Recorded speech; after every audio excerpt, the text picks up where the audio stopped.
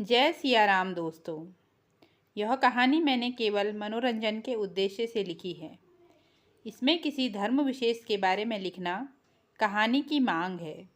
मेरा उद्देश्य किसी के धर्म या जाति के बारे में भ्रांतियां फैलाना नहीं है।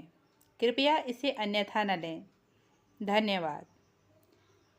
कुछ डरावनी कहानियों के अंतर्गत यह कहानी है किस्सा एक सैद का। यह कहानी मैंने अपने पिताजी से सुनी थी। पिताजी बताते हैं कि जब वह छोटे बच्चे थे तो उस समय गांव का जो प्राइमरी स्कूल था वह गांव से ज़रा हटकर था। उस जगह के बारे में लोगों की मान्यताएं थी कि वहाँ पर कोई सैद रहता है।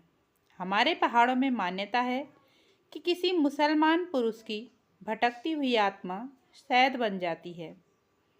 हम छोटे थे तो हम भी सैद की कई कहानियाँ सुनते रहते थे। कई लोग दावा करते थे कि सैद उन्हें मिला और उसने हमसे सिगरेट मांगी। यह भी मान्यता थी कि सैद जिसे मिलता है वह उससे सिगरेट मांगता है और जो सिगरेट नहीं देता उसको वह मार डालता है। इसका कारण लोग यह मानते हैं कि सैद आग से डरते हैं, इसीलिए सिगरेट मांगकर तसल्ली करते हैं कि अमुक व्यक्ति के पास कोई ज्वलनशील पदार्थ है या नहीं। खैर, अब सच्चाई जो भी रही हो, हमने भी यह सुना ही है, देखा नहीं। उसी प्राइमरी स्कूल से थोड़ी दूरी पर पशु अस्पताल भी था, जहाँ पर कर्मचारियों के रहने के लिए आवास भी था। परंतु कोई भी कर्मचारी वहाँ रात को रुकता नहीं था। वहाँ के बारे में इतनी भ्रांतियाँ थीं कि शाम होते होते ही यहाँ का इलाका सुनसान हो जाता। दिन में तो वहाँ पर लोग गाय चराने भी जाते, बच्चे स्कूल पढ़ने जाते, तो सुनसान नहीं रहता था। आज वहाँ पर इतना विकास हो गया है कि कोई सोच भी नहीं सकता किसी ज़माने में इस स्थान के बारे में ऐसी भ्रांतियाँ भी रही होंगी। तो भाई, उस पशु अस्पताल में पशुओं के एक चिकित्सक आए जो शहर से आए थे। तो वे ऐसी फालतू की बातों पर विश्वास नहीं करते थे। जब गांव वालों ने उन्हें कहा कि आप रात को वहां मत रुकिए, गांव में ही कमरा ले लीजिए, तो वे नहीं माने। उन्होंने अपना सामान वहीं जमा लिया और रात को भी वहीं रहने का मन बना लिया। सारे कर्मचारी अपने अपने घर चले गए। उस समय न तो फ़ोन थे न ही टेलीविज़न, तो मनोरंजन का कोई भी साधन नहीं था। उन्होंने शाम ढलते ही भोजन बनाना शुरू किया। सब्जी बनाई और रोटी बनाने लगे। रोटी बनाते बनाते उन्होंने एक चीज़ पर गौर किया कि वे रोटी बनाकर टोकरी में रखते जा रहे हैं और रोटियां गायब होती जा रही हैं। ये बात बाद में उन्होंने खुद ही बताई थी। अब उन्हें लगा कि ये गांव के लोगों की शरारत है, ये लोग उन्हें डराना चाहते हैं।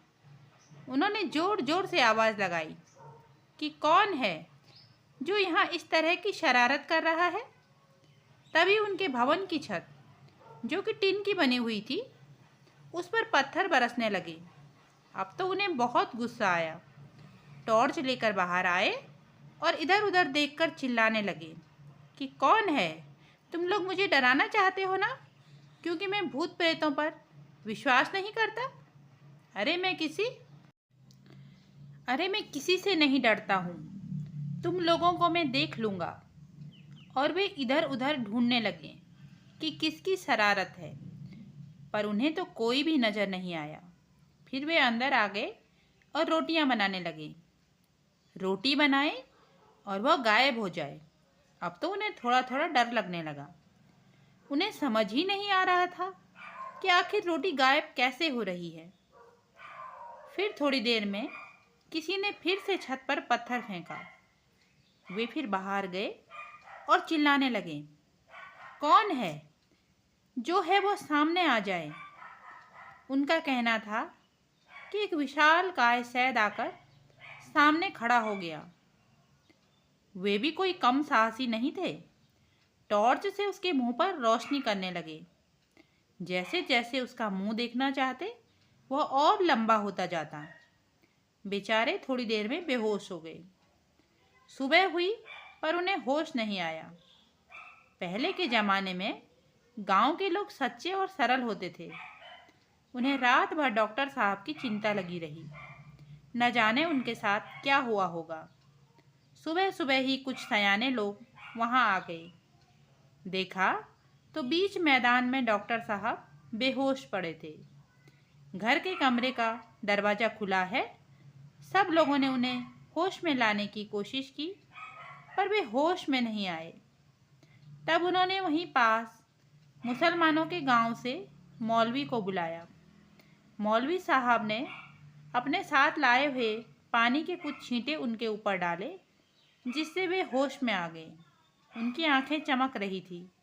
मौलवी उनसे अपनी भाषा में बात करने लगे। आश्चर्य की बात यह थी कि डॉक्टर साहब भी उनसे उसी भाषा में बातें करने लगे। किसी को कुछ समझ नहीं आ रहा था कि डॉक्टर साहब क्या बोल रहे हैं। काफ़ी देर की बातचीत हुई। बीच बीच में डॉक्टर साहब बहुत क्रोध में बातें करने लगते। अंत में वे शांत हो गए और फिर निढाल से पड़ गए।